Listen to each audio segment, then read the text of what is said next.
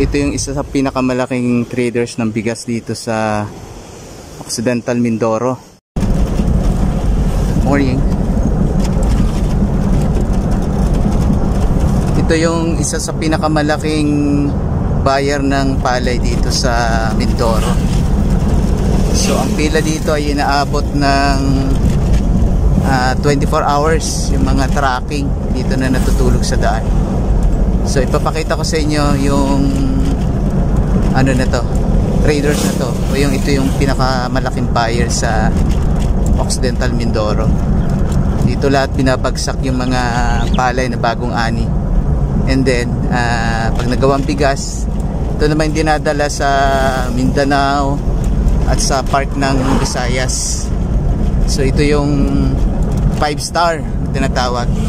So kita yung sa kaliwa, ito yung mga truck na mga malalaki.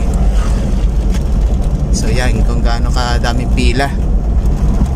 So inaabot ito ng siguro mga 50 to 100 trucks araw-araw. Baka inaabot din ito ng mga 50,000 sack ang pinapasok dito sa 5-star.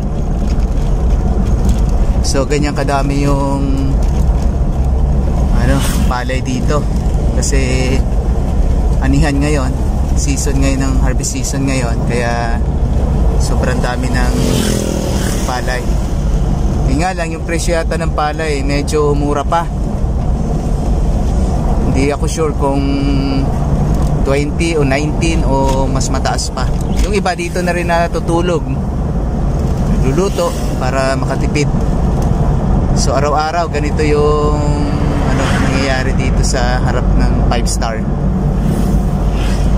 So yun, para sa mga gustong magtanong about palay, tanong kayo, pwede po kayo mag-message sa comment section. And then kung gusto nyo magnegosyo ng palay, punta lang kayo dito sa Mindoro. Ang daming palay ngayon, dahil yung mga nasa ibang lugar, yung limited lang yung palay. So pwede na itong contact. Yan lang, thank you mga kalayas. So pauwi na tayo sa bahay.